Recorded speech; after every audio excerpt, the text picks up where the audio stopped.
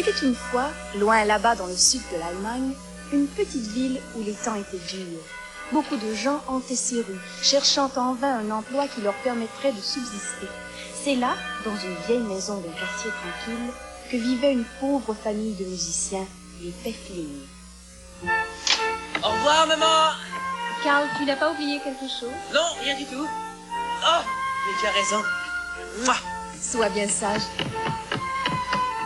Nom d'un chien, c'est pas une famille, c'est un tremblement de terre. À ce soir. Surtout rappelle-toi, Wilhelm, que tu as promis de ne pas te battre.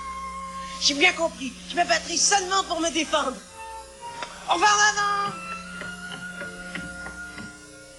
Nous ne pouvons tout de même pas les mettre à la porte maintenant. Au revoir, à ce soir, maman.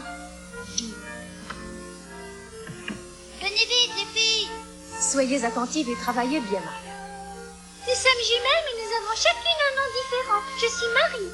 Oui, et moi, je m'appelle Anne. C'est pourtant vrai, Anne-Marie. Excuse-moi. Oh, vraiment, maman. Sauvez-vous vite, vous allez être en retard à l'école. Au revoir, Marianne. Attends-moi, nous arrivons. Je regretterai cette erreur le reste de mes jours. Quand je pense que j'ai loué notre logement à des musiciens, et ils sont neufs en plus. Cette famille fait autant de bruit qu'un troupeau d'éléphants. Tu as vu comment ils ont usé les marches depuis qu'ils sont ici? Mais malgré tout, ce sont des gens bien sympathiques. C'était au tour de Monsieur Peffling, le professeur de musique, de dire au revoir à sa femme. Au revoir, ma petite Elsa. Sois gentille avec maman aujourd'hui.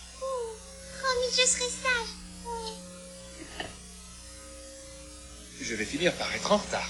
Prends vite tes affaires. Bonne journée, cher papa. Ah là là là là. La fois, le père est aussi bruyant que ses enfants. Mettons-nous au travail toutes les deux et rangeons la maison. Oui, maman. Oh, mais cette musique, c'est sûrement Freddy. Freddy, où te caches-tu? Le 6e enfant des Peffling adorait jouer de l'accordéon. Le vieil instrument au soufflet usé était ce qu'il possédait de plus précieux au monde. Freddy, que fais-tu encore ici avec cet accordéon? Va vite à l'école. Ah, je n'ai pas vu le temps passer. Vite, Freddy, tu vas être en retard. Au revoir, maman. À ce soir. Une fois que Freddy commençait à jouer de l'accordéon, il plongeait dans sa musique et plus rien d'autre ne comptait. Non seulement il oubliait l'école, mais il lui arrivait même d'oublier de manger. Je me demande bien ce que je vais faire de lui. Avec d'aussi nombreux enfants, la vie des Peffling n'était guère facile et ils avaient souvent du mal à joindre les deux bouts. Ah, si seulement mon mari obtenait le poste de directeur de l'école de musique, tout serait différent. Et oui, Monsieur Peffling avait posé sa candidature au poste de directeur de la nouvelle école de musique qui devait être bientôt construite dans les environs.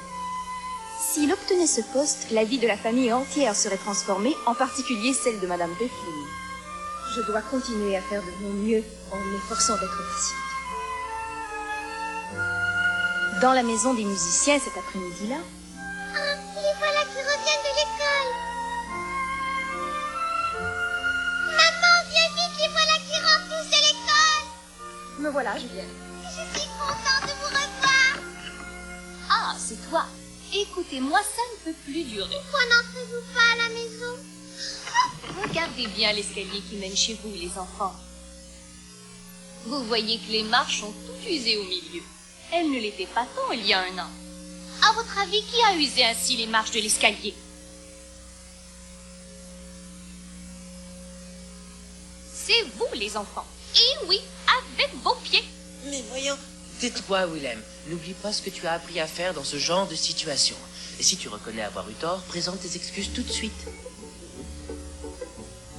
Tu as raison, car nous avons sûrement usé les marches de l'escalier. Nous sommes désolés, Madame Haltwich. Nous ferons très attention à votre escalier à présent. Willem, Excusez-moi. Excusez-nous, madame. je vois que vous avez bien compris. Maintenant, rentrez chez vous. Ils sont si mignons, ces petits. Freddy, qu'est-ce que tu fais là?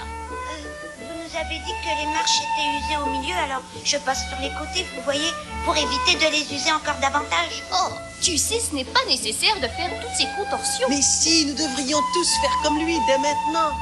Oui, c'est une très bonne idée, mon vieux Freddy.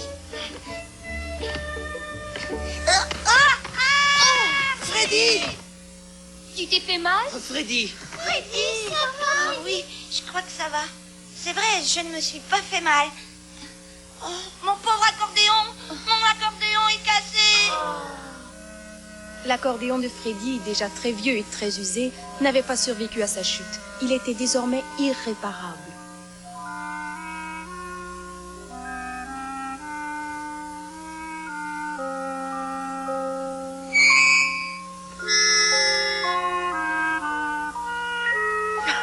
Adieu, mon pauvre accordéon. Je ne sais pas ce que je vais faire sans toi.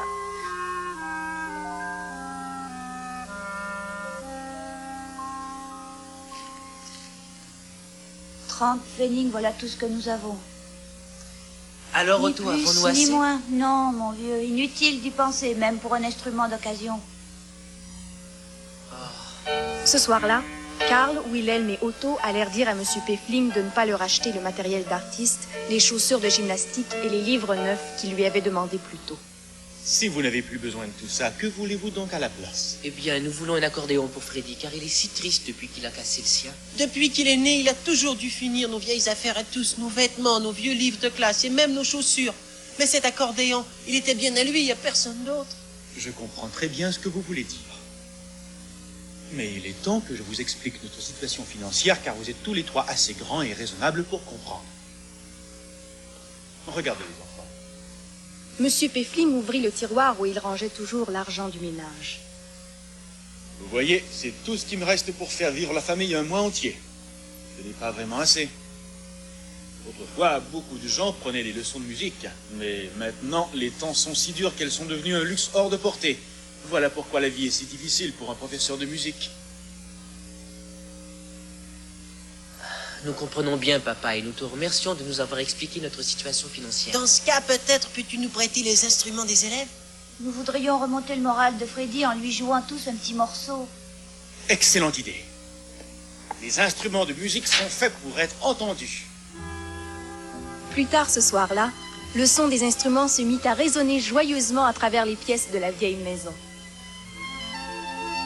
Les jeunes musiciens mettaient tant de cœur à jouer que tous en oubliaient les difficultés quotidiennes.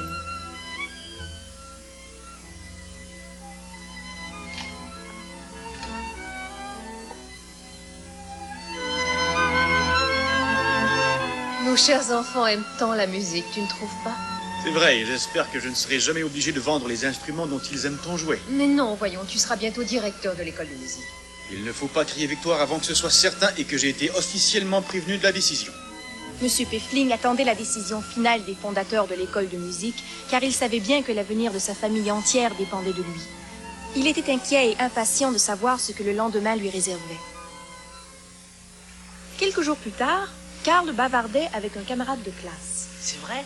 Mon père, tu es sûr que c'est lui? Mais oui, je suis sûr, parce que je l'ai vu dans le journal. C'était écrit en toutes lettres. Papa a été nommé directeur. Hurrah! Bravo, papa. Écrivons-lui une chanson pour le féliciter et nous lui chanterons en chœur. Bonne idée. Félicitations, monsieur Pfeffling. J'étais certain que vous obtiendriez votre poste de directeur de l'école de musique. Mais alors, vous allez déménager? Pas si vite, monsieur Altwich. Rien n'est encore décidé officiellement. Je dois attendre les résultats de la réunion du conseil qui a lieu mercredi après-midi. La vie officielle n'arrivera pas avant jeudi, alors d'ici là, je préfère ne pas en parler. Vous me comprenez? Et la nouvelle est imprimée dans le journal. Alors c'est comme si c'était déjà fait. Jeudi, nous ferons une fête pour célébrer cette bonne nouvelle. Hein?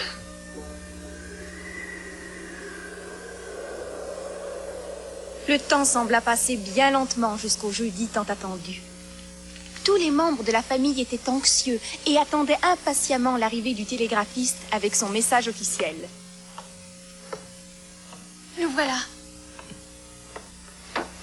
Monsieur Pfeffling, vous avez un télégramme? Je vais ouvrir. J'y vais aussi.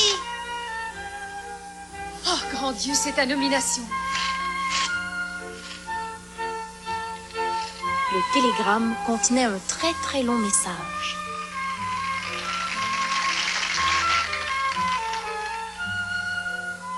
Quoi? Mais c'est impossible.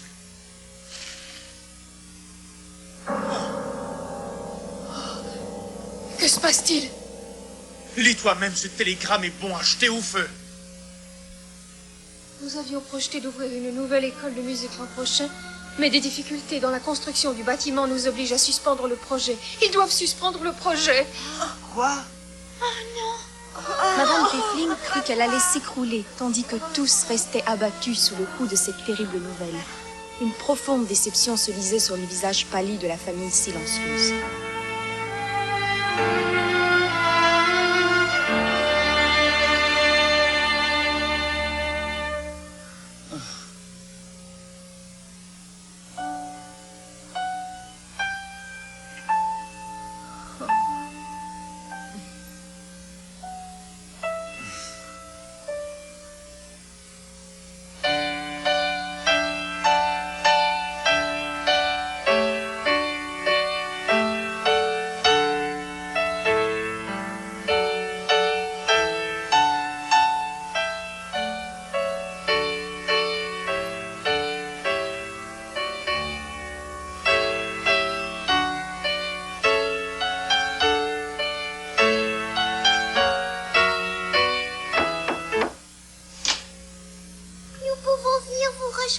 Mais oui, entrez. Papa, maman, nous avons préparé du café. Nous l'avons acheté avec notre argent de poche pour vous faire plaisir à tous les deux. Elles sont si mignonnes. Monsieur et Madame Pfeffling adoraient le café, mais depuis quelque temps, ils avaient été obligés de s'en priver car ils essayaient par tous les moyens de réduire les dépenses de la famille.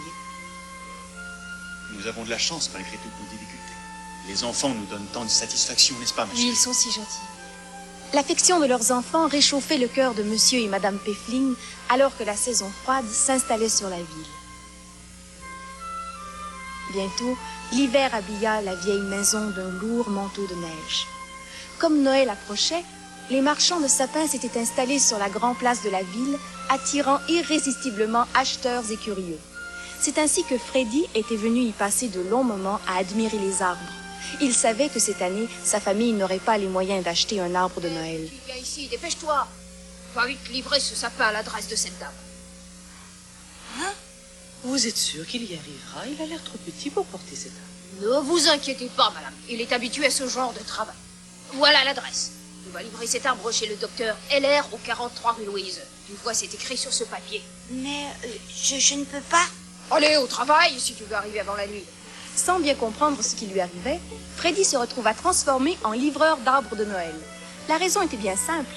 Les enfants pauvres de la ville gagnaient ainsi leur argent de poche et la marchande de sapins avait cru que Freddy était là pour faire ce genre de travail. Il est trop tard pour reculer maintenant.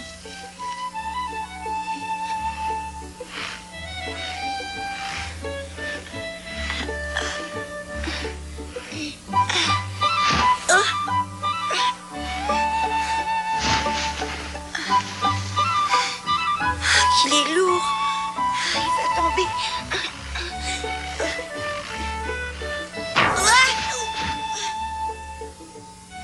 C'est bien trop lourd pour moi.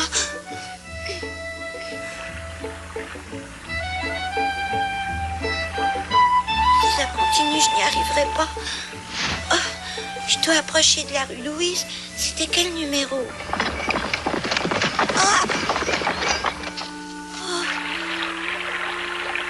Oh, il s'envole. Mais qu'est-ce que je vais faire sans adresse? Le numéro... Je pense me souvenir que c'était le numéro 40 et quelques, chez un docteur.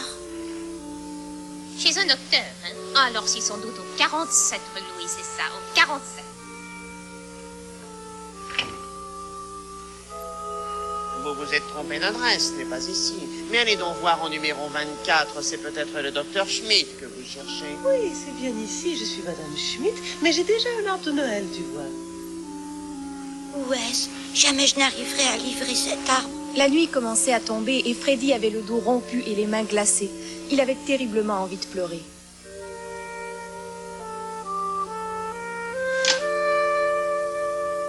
Oh, Freddy! Et que fais-tu avec cet arbre? Oh, je ne sais plus quoi faire. En pleurant, Freddy leur raconta sa mésaventure. Monsieur Pfeffling se mit à chercher l'adresse du docteur LR dans l'annuaire de la ville et l'ayant trouvée, dit à Otto d'accompagner son jeune frère. Otto n'était guère heureux de faire cette livraison, car il avait peur que ses amis le voient et se moquent de lui. Bon, ça suffit, je suis allée assez loin comme ça. Allez, vas-y. Bon, merci de l'avoir porté. Otto fit signe à ses amis et s'en alla les rejoindre. Avec eux, il décida de tuer le temps en faisant un tour en ville, car il ne voulait pas rentrer à la maison avant le petit Freddy.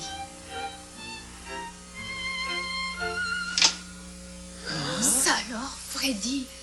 Mais que t'est-il arrivé? J'ai sonné à la porte et personne n'a répondu. J'ai sonné, mais personne. Otto t'a n'est laissé venu tout seul faire ta m'ouvrir. livraison? Ne t'en fais pas, je vais y retourner.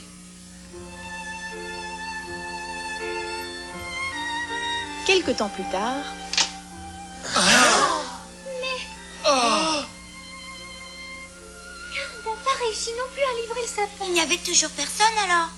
Au contraire, Madame Heller était chez elle. Je lui ai raconté comment tu as perdu son adresse. Grand Dieu, je le croyais perdu. Alors je suis reparti en chercher un autre. Votre frère a dû venir pendant ce temps-là. Ça ne fait rien, madame, je vais le mettre ici. Attendez un peu, je n'ai pas besoin de 2 sapins de Noël. Avez-vous déjà un arbre de Noël chez vous? Non, pas encore. Parfait. Dans ce cas, vous allez emporter cet arbre chez vous et vous allez le décorer pour votre famille. Cela compensera votre frère pour son dérangement. Je vous remercie, madame. Alors c'est vrai, il est pour moi. Oui, c'est ton sapin de Noël. Nous allons avoir un sapin, hurrah, décorons-le vite. c'est à cet instant qu'Otto rentra enfin à la maison. Me voilà. Oh, Otto, viens avec moi dans la salle de musique. je viens... Otto, je n'ai jamais eu à me plaindre de tes résultats scolaires. Tu es toujours premier de classe. Cependant, je suis furieux de voir que tu as laissé ton petit frère tout seul parce que tu craignais que tes amis se moquent de toi. Ça, c'est très mal. Tu comprends? Tu m'as beaucoup déçu, mon garçon. Beaucoup déçu.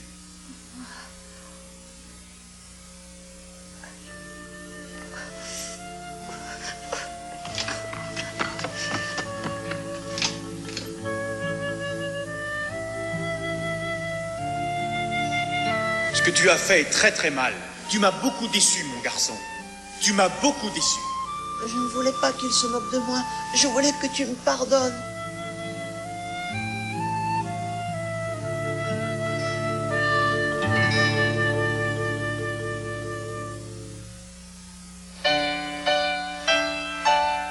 Le lendemain après-midi, Otto rentra à la maison beaucoup plus tard que ses frères et sœurs. Qu'est-ce que tu veux, mon garçon? Papa, je voudrais que tu me pardonnes ce que j'ai fait hier. Je suis allée au marché cet après-midi après l'école. Quoi? J'ai livré des tas de sapins de Noël dans toute la ville.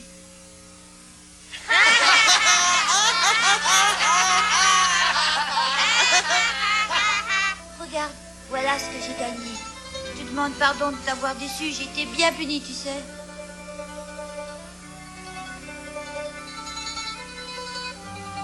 Otto, tu as été suffisamment puni pour ce que tu as fait. Je savais que tu comprendrais.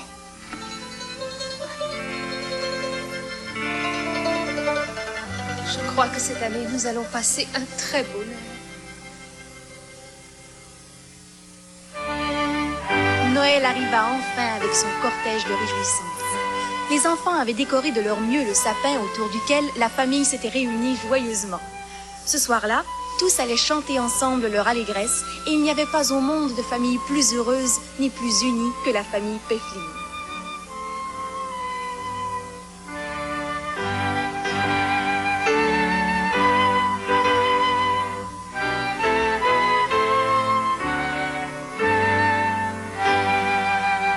Le nouvel an arriva et avec lui, le soleil vint faire briller la neige.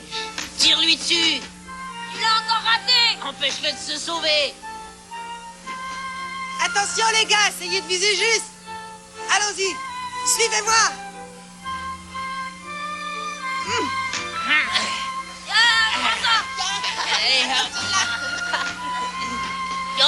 Malheureusement, à cet instant, Non!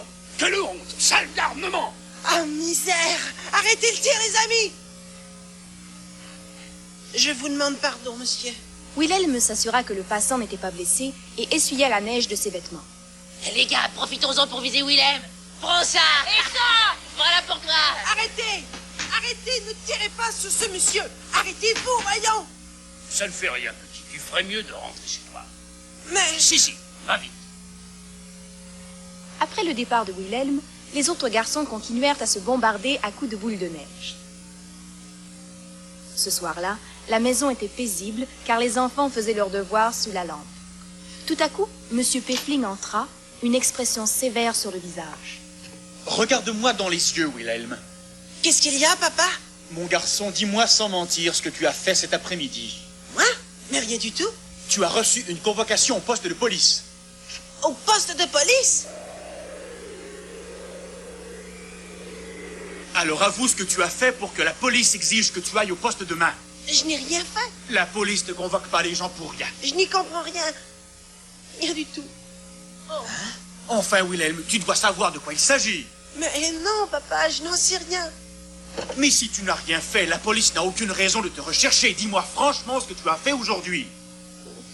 C'est alors seulement que Wilhelm se souvint de sa bataille de boules de neige.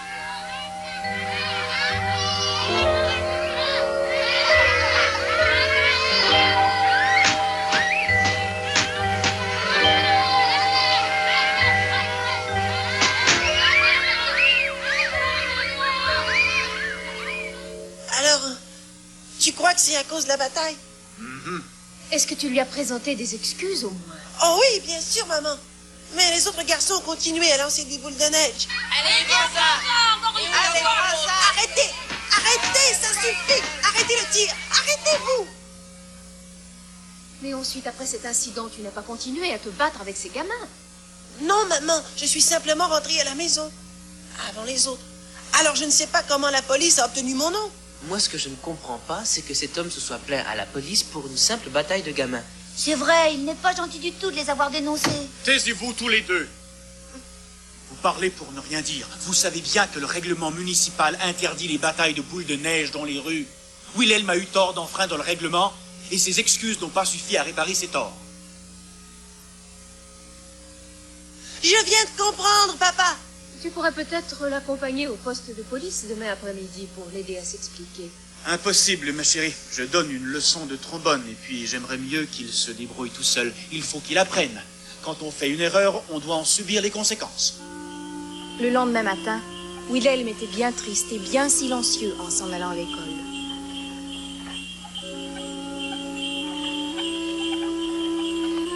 Qu'est-ce qu'il y a? Tu es bien silencieux. Ne t'en fais pas trop, tu verras que ceux qui se battaient avec toi ont dû être convoqués par la police eux aussi, tu ne seras pas seul. Allons, ne t'inquiète pas. Pourtant, en interrogeant ses camarades, Wilhelm découvrit qu'il était le seul à avoir été convoqué au poste de police ce jour-là. Alors c'est vrai? Mais pourquoi moi? C'est plutôt bizarre que tu sois tout seul à être convoqué au poste de police. Surtout qu'hier, tu sais, ils ne sont venus qu'un bon moment après ton départ. Nous avons tous continué à nous bagarrer, bien après que tu sois parti.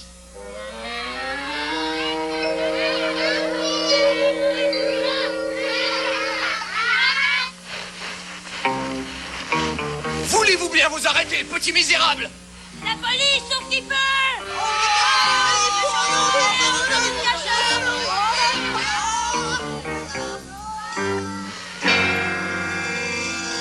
Alors Bowman s'est fait prendre. Ouais, ils n'ont pris que cet idiot de Bowman. Mais il n'est pas si bête que ça puisque la police ne l'a pas convoqué. Wilhelm alla trouver Bowman pour lui poser quelques questions. Je ne sais pas de quoi tu parles. Inutile de mentir, tout le monde a vu la police t'arrêter. Non, c'est toi le menteur. Tu as donné mon nom à la police et je vais être puni à ta place, espèce de sale lâche. Lâche! Tais-toi enfin! Tu t'es arrangé pour qu'on me punisse tout seul pour la bataille à coups de boule de neige. Tais-toi, menteur! Je te déteste! Arrête, arrête! Ne me fais pas mal! Je vais tout te dire! C'est moi qui ai donné ton nom! Mais pourquoi as-tu donné mon nom, Bowman? Dis-moi pourquoi.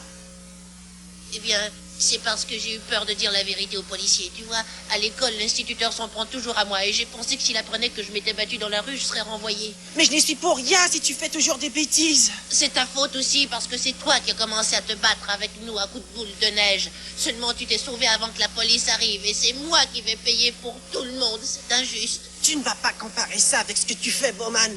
Toi, tu fumes en cachette. Et alors, se bagarrer à coups de boule de neige est défendu aussi. Pourquoi est-ce que je serais le seul à payer? Je ne veux pas être renvoyé. Je ne veux pas. Je ne veux pas être renvoyé.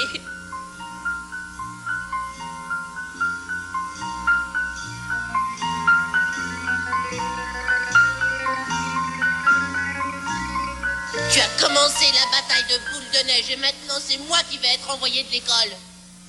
Wilhelm Peffling. Wilhelm.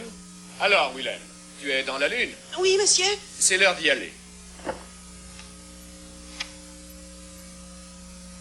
Le moment était enfin arrivé pour Wilhelm de se présenter au poste de police.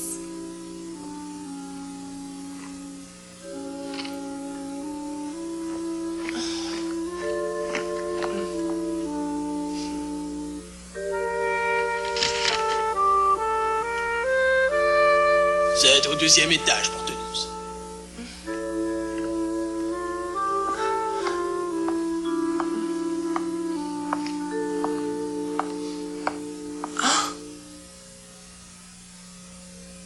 Oh, papa, tu es venu aussi?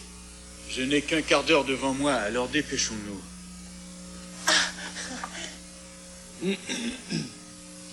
Alors c'est vous, Wilhelm Peffling, qui avez envoyé des boules de neige sur Monsieur Grossman et qui avez continué à vous battre dans la rue, alors que vous saviez que le règlement municipal l'interdisait. Qu'avez-vous à répondre? C'est exact. J'étais dans la rue à lancer des boules de neige avec quelques camarades et par erreur, j'ai touché ce monsieur. Vous admettez donc votre responsabilité dans cet incident? Oui, mais je n'ai rien fait d'autre et je suis rentré à la maison. C'est exact. Il m'a dit qu'il s'était aussitôt excusé et qu'il était rentré chez nous. Ah oui. Il a sans doute dit ça pour éviter de se faire gronder et punir en rentrant à la maison. Mon fils a des défauts, mais il n'est pas menteur. Peut-être, mais sa version des faits est complètement différente de celle de Monsieur Grossman et des agents de police. Je ne peux que vous le répéter, monsieur. Mon fils n'est pas un menteur. Je vous l'assure. Tous les parents me répètent la même chose. À leurs yeux, leurs enfants ne font jamais rien de mal. Je suis prêt à vous garantir que cet enfant vous dit la vérité. Allons, du calme, monsieur. Ne vous fâchez pas. Puisque vous êtes si convaincu, je vais voir ce que Monsieur Grossman et l'agent de police en pensent. Monsieur Grossman et l'agent de police se présentèrent bientôt. Mais qu'est-ce que cet enfant fait ici? C'est le seul à m'avoir présenté des excuses. Et en plus, il m'a aidé à nettoyer mon manteau. Quoi? Ne t'inquiète pas, petit. Je n'ai pas porté plainte contre toi. Vous voyez bien que vous avez commis une erreur, n'est-ce pas?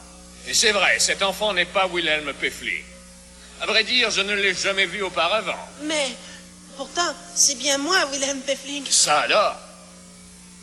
Le garçon que j'ai arrêté m'a caché sa véritable identité. C'est très grave. As-tu une idée de qui il peut s'agir? Non, monsieur. Je ne sais pas qui ça peut être. Aucune idée. Aurais-tu un soupçon par hasard? Non, je ne sais pas du tout. Monsieur Peffling, excusez-moi de vous avoir dérangé pour rien à la suite de cette terrible erreur. Vous pouvez partir. Je te remercie d'être venu avec moi cet après-midi. J'ai un aveu à te faire. J'ai menti. Tu sais donc qui a donné ton nom à l'agent de police l'autre jour?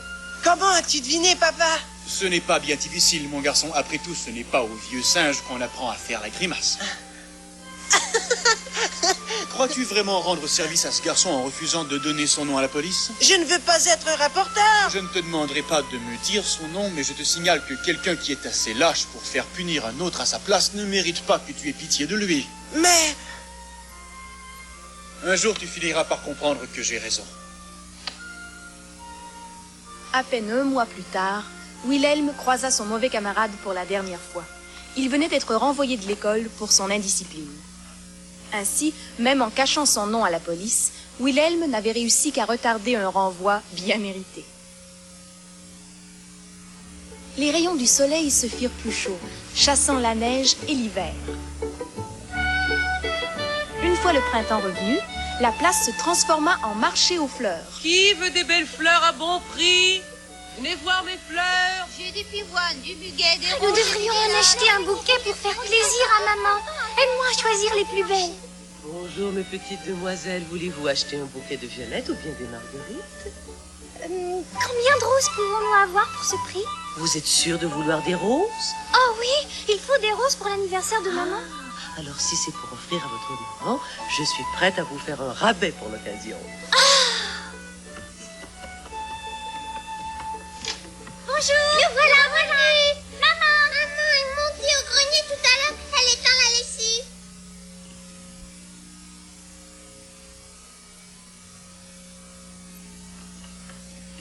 Maman. Nous voilà.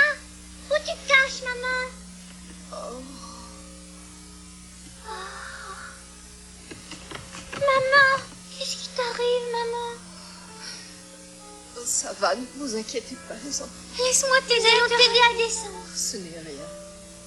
Ce n'est rien.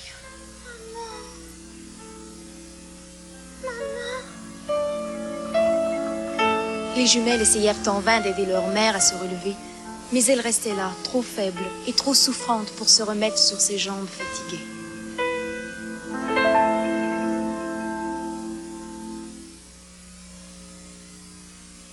Oh, mais où suis-je? Que je suis soulagé de voir que tu travailles enfin. Reste couchée, ma chérie. Je dois me lever, les enfants n'ont pas encore mangé. Calme-toi. Et ne t'inquiète pas, tu dois te reposer. Tu es à l'hôpital depuis 2 jours. À l'hôpital depuis 2 jours? D'après ce que dit le médecin, tu t'es beaucoup trop surmené. Alors tu dois te reposer à fond. Mais les frais d'une chambre d'hôpital sont si élevés. S'il te plaît, n'y pense pas et tâche avant tout de te remettre sur pied au plus vite et de rentrer à la maison. Pourtant, tous deux savaient très bien qu'ils auraient du mal à payer les soins dont Madame Peffling avait besoin. Que voulez-vous tous les trois? Papa, nous voulons te parler d'argent. Nous savons que l'hôpital va coûter très cher. C'est pour ça que nous voulons travailler. Nous sommes engagés pour laver la vaisselle au buffet de la gare. En nous y mettant tous les trois, nous pourrions gagner assez d'argent pour t'aider à payer. Eh bien, qu'en dis-tu, papa? Il faut avant tout songer à vos études. Je ne veux pas que vous preniez du retard à l'école à cause de notre travail. Cependant, j'apprécie beaucoup votre offre généreuse, mais c'est à moi seul de trouver une solution. Et aujourd'hui, je dois aller payer le loyer à Monsieur Altwich. Ah, papa. Ne vous inquiétez pas. Voilà, Monsieur Altwich, le loyer de ce mois-ci. Vous devez avoir de gros frais en ce moment avec votre pauvre femme à l'hôpital. Alors, si vous voulez bien, au lieu de prendre votre argent, je garderai vos instruments en garantie jusqu'à ce que vous puissiez me payer. Avec intérêt, bien sûr. Je ne sais pas. Si vous acceptez, vous nous offrirez en prime un mois entier de calme et de repos sans vacances musicales. Monsieur Peffling mit donc ses instruments en gage chez le propriétaire pour retarder le paiement du loyer. Cette idée attrista les enfants, mais ils obéirent à leur père. Alors, Freddy, si tu tiens tant à ce violon, tu peux le reprendre si tu veux. Allez, viens, Freddy, partons. Il est vraiment obéissant, ce petit. Quant à toi, tu te laisses toujours attendrir. Mais que comptes-tu faire avec ce violon? Mais je vais apprendre à en jouer, bien sûr. Oh, mais tu me casses les oreilles, arrête-toi, c'est un véritable supplice de t'entendre. Je crois que si je persévère, d'ici un mois, je saurai me débrouiller. Oh,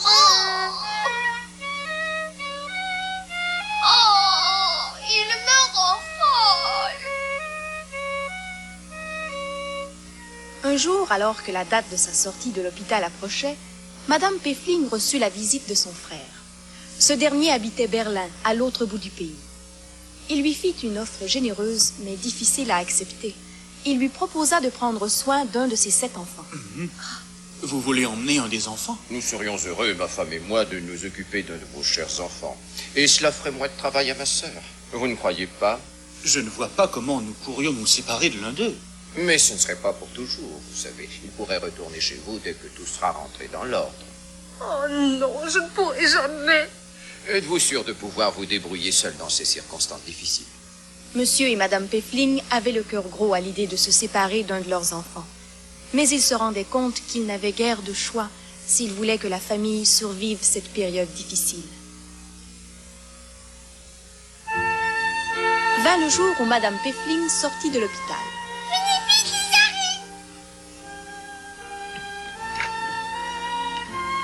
Mes enfants. Bienvenue, maman. Alors, les enfants, vous ne saluez pas votre oncle? Je suis heureux de vous voir, mon oncle. Bonjour, mon oncle. Bonjour, mon oncle. Bonjour, mes petits, heureux de vous voir. Entrez, oui, mon fils. C'est très gentil, je monte. Pourquoi les enfants montent-ils l'escalier en marchant le long des murs? Eh bien, c'est pour éviter d'user le milieu des marches. Oh, ça alors. Je suis très impressionné par tes enfants, c'est vrai, tu sais.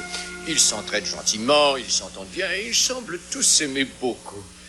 Je ne sais vraiment pas lequel d'entre eux je devrais emmener chez moi. Tu vas emmener l'un d'entre nous loin d'ici. Les enfants avaient tous envie de pleurer.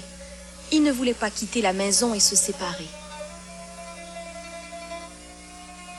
moi, vous savez, je me demande qui il va choisir. Pas moi, j'espère. Pas moi non plus. Ce ne sera pas nous, ça c'est sûr. Je ne veux pas qu'il m'emmène.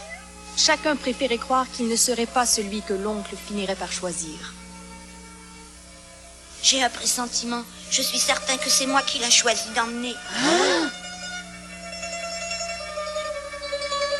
J'en suis sûre. Notre oncle voulait un garçon. Et c'est moi qui l'a choisi. Il va m'emmener. Freddy, allons, ne pleure pas. Nous n'allons pas laisser notre oncle t'emmener loin d'ici. Nous ne voudrions pas nous passer d'un garnement comme toi. Nous l'en empêcherons. Rien ne pourra nous séparer. C'est vrai. Bravo!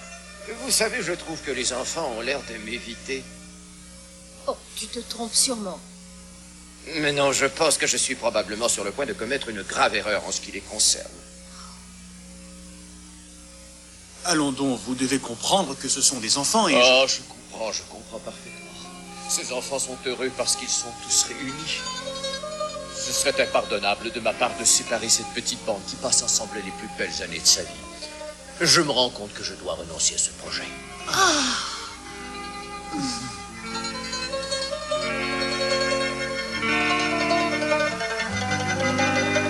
Le frère de Madame Peffling repartit donc seul pour Berlin. Quelques jours plus tard, le soleil brillait de tous ses feux sur la vieille maison. Monsieur Peffling, télégramme. Bonjour, je peux vous aider? Donnez-moi le télégramme, s'il vous plaît. Alors tu es vraiment décidé à accepter ce travail? Oui, j'ai trouvé une place de cuisinière à l'usine et cela me permettra de gagner un peu d'argent. Tu n'iras pas. Tu viens à peine de sortir de l'hôpital, c'est trop fatigant. Nous allons nous débrouiller autrement. Nous devons payer le loyer à Monsieur Altwich, il a assez attendu. Je ne veux pas que tu t'inquiètes pour ça. Je vais trouver une solution. Tu as une idée? Non. Alors dans ce cas... Je ne veux pas que tu retombes malade. Monsieur Peffling ouvrit le télégramme et le lut. Il s'assit lourdement. Que se passe-t-il? Dis-le-moi. Je n'y comprends plus rien. Pour une surprise, c'est une surprise. Tu n'as plus besoin d'aller travailler à l'usine. Qu'est-ce que tu veux dire? Je suis directeur. Je n'y comprends rien. Regarde, lis-le toi-même. La nouvelle école de musique, dont la construction était suspendue à cause de difficultés sur le chantier, va ouvrir ses portes cette année malgré tout. Monsieur Peffling a été nommé directeur de notre nouvelle école de musique. Papa est directeur de l'école de musique. Je suis si heureuse pour toi. Cette nouvelle était si inattendue que Monsieur et Madame Peffling croyaient rêver. Ça y est, papa est directeur. Mais qu'est-ce qui te prend, Elsa? Papa est directeur de l'école de musique, c'est vrai. Écoutez, votre père est le nouveau directeur de l'école de musique. C'est vrai. Bravo! Vous voyez, je vous l'avais bien dit.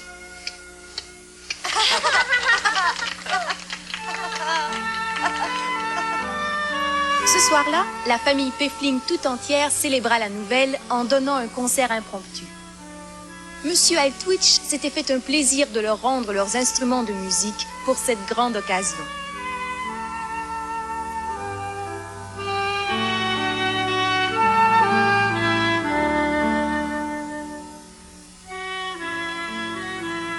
Ils ont l'intention de déménager le mois prochain. Ils vont s'installer dans la ville où se trouve l'école. Ils font tant de bruit et ils usent tous les escaliers, mais c'était quand même de bons locataires. Que penses-tu de la nouvelle pancarte que j'ai peinte? On dirait que tu es très pressé de trouver des locataires. Sur la pancarte de Monsieur Altwich, on pouvait lire « Appartement à louer ». Les Peffling déménagèrent enfin, sous un ciel sans nuages qui reflétait bien l'humeur de tous les membres de la famille en ce grand jour.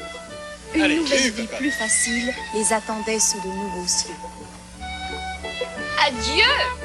Au revoir, monsieur Altwich. Au revoir, madame Altwich. Au revoir. Au revoir. Où sont passés tous les instruments que tu avais pris en gage, dis-moi? Eh bien, ils ne valaient rien du tout, alors je les ai rendus en guise de cadeau d'adieu. Mon pauvre vieux, ce n'est pas avec un cœur si tendre que l'on fait de bonnes affaires.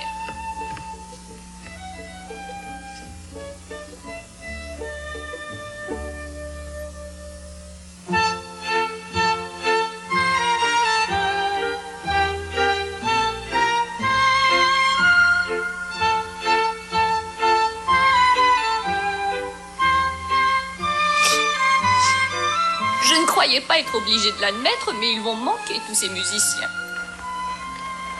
Pendant ce temps, la famille Pfeffling au grand complet, ayant survécu à ces difficultés grâce à l'amour qui l'unissait, cheminait joyeusement vers une nouvelle ville et une nouvelle vie plus heureuse que jamais.